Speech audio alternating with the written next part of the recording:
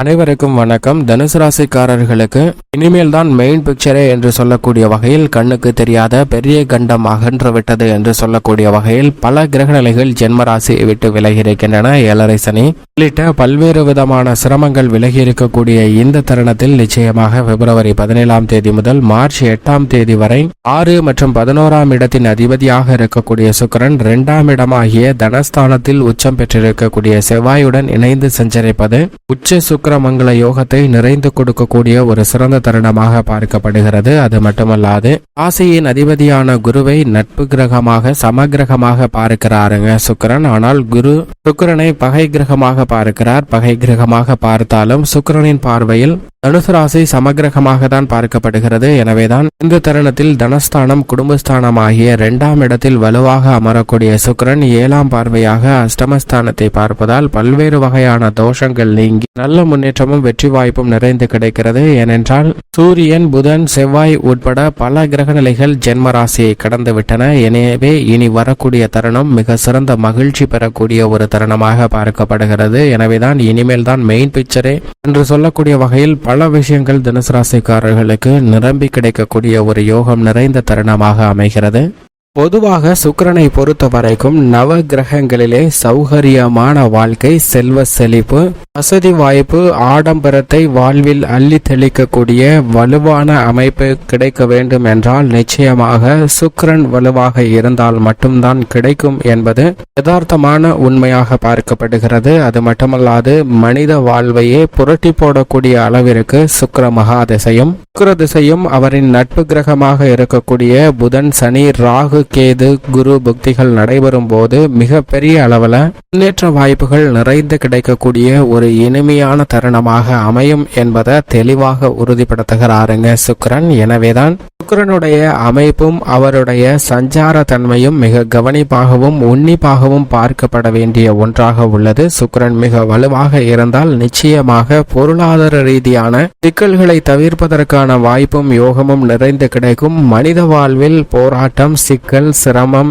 ஏற்படுகிறது என்றால் அதற்கு மிக முக்கியமாக ஒரு மனிதனுடைய வாழ்வில் 90% மேல் அவன் சந்திக்கக்கூடிய சிரமங்கள் அனைத்திற்கும் காரணமாக அமைவது இந்த பொருளாதார ரீதியான பின்னடைவும் சிக்கல்களும் தடைகளும் தாமதமே தவிர மற்ற விஷயங்கள் மிகவும் சொற்பமாக தான் இருக்கிறது. எனவேதான் சுக்கிரன் வலுவாக இருந்தால் இவை அனைத்திலும் மிக பெரிய அளவுல முன்னேற்ற வாய்ப்பு நிறைந்து கிடைக்குங்க. அப்படி ஒரு வலுவான அமைப்பில் கண்ணுக்கு தெரியாத பெரிய கண்டத்தை அகற்று விட்டிருக்கிறார் சுக்கிரன். ஏனென்றால் உச்சம் பெற்ற செவ்வாயுடன் இணைந்து மிக வலுவாக சஞ்சரிக்கிறாருங்க. தனது நட்பு கிரகமாக இருக்கக்கூடிய சனியின் ஆட்சி வீட்டில் இது மிக பெரிய அளவுல வரவேற்கத்தக்க ஒரு சிறந்த அமைப்பாக பார்க்கப்படுகிறது. எனவேதான் இந்த தருணத்திலிருந்து மார்ச் 8ஆம் தேதி முடிவதற்குள் நிச்சயமாக உச்சம் பெற்று சஞ்சரிக்கக்கூடிய செவ்வாயுடன் இணைந்த சுக்கிரனின் அமைப்பு சுக்கிர மங்கள யோகத்தை உச்சத்திற்கே கொண்டு செல்கிறதுங்க. சுக்கிர மங்கள யோகம் மிகவும் அபரிவிதமாக கிடைக்கக்கூடிய இந்த தருணத்துல நீங்கள் எதிர்பார்க்கக்கூடிய சுப நிகழ்வுகள்ல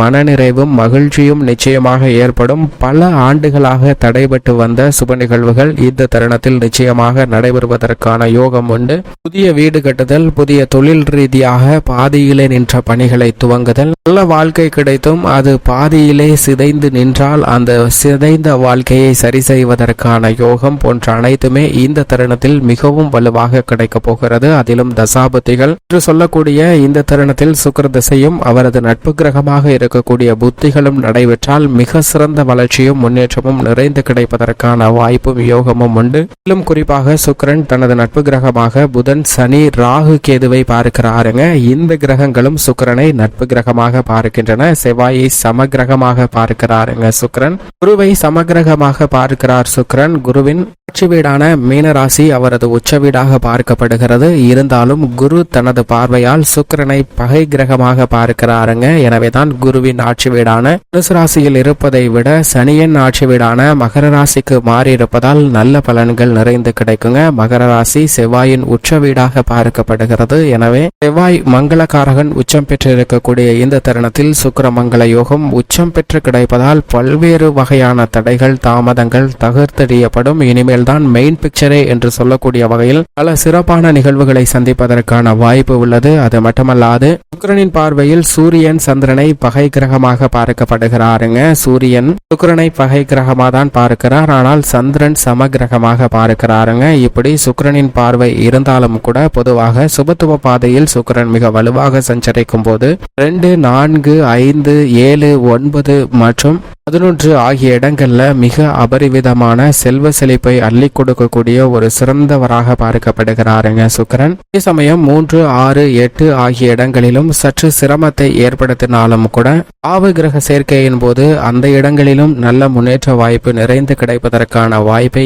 ஏற்படுத்தி கொடுக்கிறார். எனவேதான் இந்த தருணம் என்பது மிக பெரிய அளவில் முன்னேற்றத்தை பெறுவதற்கான ஒரு சிறந்த தருணமாக பார்க்கப்படுகிறது. அது மட்டுமல்லாது கண்ணுக்கு தெரியாத மிக பெரிய கண்டங்களை அகற்றி விடுகிறாருங்க. உதாரணமாக ஒருவருக்கு மிகவும் பசிக்கிறது, பசியை தீர்ப்பதற்கு என்ன செய்வது என்று தெரியவில்லை.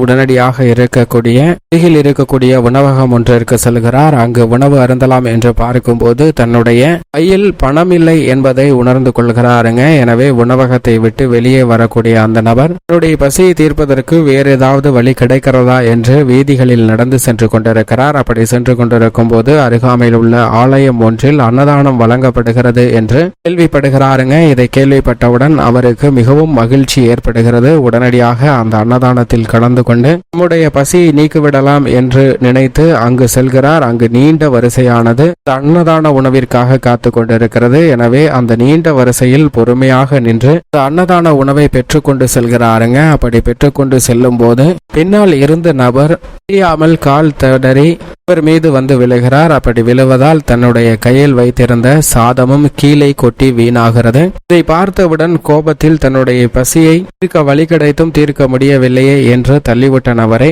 மிகவும் பயங்கரமாக திட்டுகிறார். ஆனால் இந்த நபர் வாங்கிய உணவில் அவருக்கு தெரியாமலே விஷம் கலக்கப்பட்டது. ஏனென்றால் அவருடைய தட்டிற்கு நேராக ஒரு பருந்து ஒன்று தன்னுடைய இறைக்காக பாம்பு ஒன்றை தூக்கி கொண்டு செல்கிறது. இந்த பாம்பு தன்னுடைய உயிரை காப்பாற்றிக் கொள்ள வேண்டும் என்று கழுகை தாக்க முயற்சி செய்கிறது. தன்னுடைய விஷத்தை கழுகின் மீது கக்குகிறதுங்க. அந்த விஷமானது கழுகின் கால்களில் பட்டு பூமியை நோக்கி வருகிறது. அப்படி பூமியை நோக்கி வந்த விஷமானது இந்த நபர் பெற்ற அன்னதான உணவில் கலந்து விடுகிறதுங்க. அப்படி கலந்து விட்ட உணவை தான் சாப்பிட முயற்சி செய்து வேறு ஒரு இடத்திற்கு சென்று கொண்டிருக்கும் போது பின்னால் இருக்கக்கூடிய நபர் அவரை தட்டிவிடுகிறார்.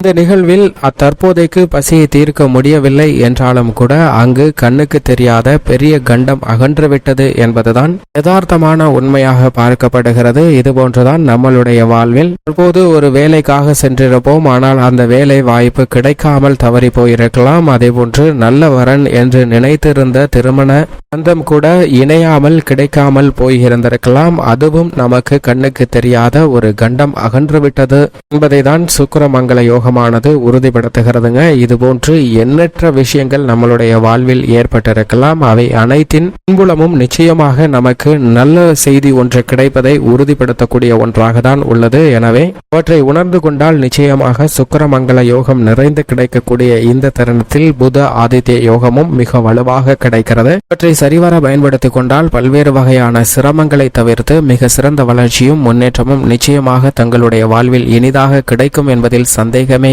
இல்லை என்பதை உச்சம் பெற்றிருக்கக்கூடிய செவ்வாயுடன் இணைந்திருக்கக்கூடிய சுக்கிரன் உறுதிப்படுத்துகிறாருங்க. இப்படி சுக்கிரனின் அமைப்பு இருக்க தனுசு ராசிக்காரர்களுக்கு குடும்ப சூழ்நிலையை பொறுத்த வரைக்கும் ராசியின் அதிபதியாக இருக்கக்கூடிய குரு 5 மிக வலுவாக சஞ்சரிக்கிறார். சனியும் 3 மிக சிறப்பாக சஞ்சரிக்கிறார். இப்படிப்பட்ட இந்த தருணத்தில் 2 உச்சம் பெற்றிருக்கிறாருங்க செவ்வாய். அவருடன் இணைந்து சுக்கிரனும் மிக வலுவாக சஞ்சரிப்பதால் நிச்சயமாக உச்ச சுக்கிரமங்கல யோகம் நிறைந்து கிடைக்கக்கூடிய இந்த தருணத்தில் இல்லத்தில் சுப நிகழ்வுகளில் ஏற்பட்ட பல தடைகள் தவிடுபடியாக்கப்படுகின்றன, பல தோஷங்கள் நீங்குகின்றன. எனவே மங்கள நிகழ்வுகள் மிக சிறப்பாக நடைபெறக்கூடிய அதிர்ஷ்டமும் யோகமும் நிறைந்த ஒரு இனிமையான தருணமாக பார்க்கப்படுகிறது. அது மட்டுமல்லாது தனுசு ராசிக்காரர்களுக்கு தனஸ்தானம் குடும்பஸ்தானத்தை வலுப்படுத்துகிறாருங்க சுக்கிரன். எனவே உறவினர்களுக்கிடையே ஏற்பட்ட மனஸ்தாபம் விலகும், ஒற்றுமை பலப்படக்கூடிய ஒரு சிறந்த தருணமாக பார்க்கப்படுகிறது. சொத்துக்கள் ரீதியாக இருக்கக்கூடிய பல சிரமங்கள் இந்த தருணத்தில் நிச்சயமாக தனுசு ராசிக்காரர்களுக்கு விலகும். பூர்வீக சொத்துக்கள், குடும்ப ரீதியாக சந்தித்து வந்த பிரச்சனைகள் அனைத்தும் விலகி நல்ல முன்னேற்றம் நிறைந்து கிடைக்கக்கூடிய ஒரு இனிமை இனிமையான தருணமாக நிச்சயமாக மாறும் என்பதை சுக்கிரன் உறுதிப்படுத்துகிறார். அது மட்டுமல்லாது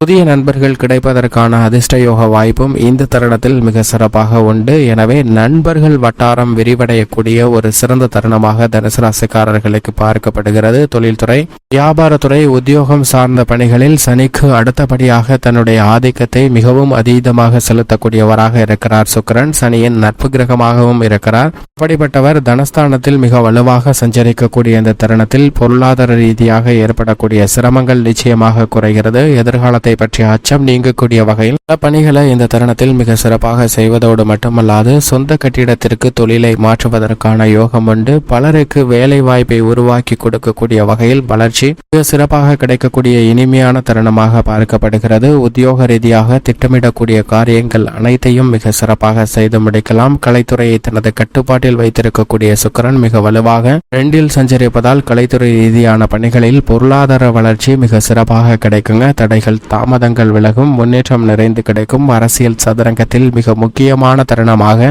இந்த தருணம் பார்க்கப்படுகிறது. அப்படிப்பட்ட இந்த தருணத்துல அரசியல் துறையில பல்வேறு விதமான சிரமங்களை விலக்கி முன்னேற்றத்தை நிறைந்து கொடுக்க போகிறாருங்க. இது மிக சிறந்த வரவேற்கத்தக்க ஒரு அமைப்பாக பார்க்கப்படுகிறது. அது மட்டுமல்லாது நீங்கள் எதிர்பார்க்கக்கூடிய வாய்ப்புகள் உங்களுக்கு மிக சிறப்பாக கிடைக்கும். விவசாயத்துறையின் அதிபதியாக இருக்கக்கூடிய செவ்வாய் உச்சம் பெற்றிருப்பதால் புதிய நிலம், வீடு, வீட்டுமனை, வாகனம், ஆடை ஆபரண சேர்க்கை போன்றவை கிடைப்பதற்கான அதிர்ஷ்ட யோக வாய்ப்பு தனுசு ராசிக்காரர்களுக்கு மிகவும் சிறப்பாக கிடைக்கிறது. அது மட்டுமல்லாது கால்நடை வளர்ப்பிலும் நல்ல முன்னேற்றம் உண்டு. ஆடு மாடு வாங்குவதற்கான அதிர்ஷ்ட யோகமும் நிறைந்து கிடைக்கிறது. பெண்மணிகள் துணிச்சலுடன் பல காரியங்களை மிக சிறப்பாக செய்வதற்கான யோகம் இந்த தருணத்தில் மிக சிறப்பாக கிடைக்கிறது. மேலும் இந்த தருணத்தை மிக சிறப்பாக தனுசு ராசிக்காரர்கள் மாற்றிக்கொள்வதற்கு நிச்சயமாக வாரத்தில் வெள்ளிக்கிழமை விரதம் இருந்து அருகாமையில் உள்ள மகாலட்சுமி ஆலயம் சென்று தீபமேற்றி வழிபாடு செய்யுங்கள். நிறைந்த நன்மையும் முன்னேற்றமும் தங்களுடைய வாழ்வில் நிச்சயம் இனிதாக கிடைக்கும் என்பதில் சந்தேகமே இல்லை. தனுசு ராசிக்காரர்களுக்கு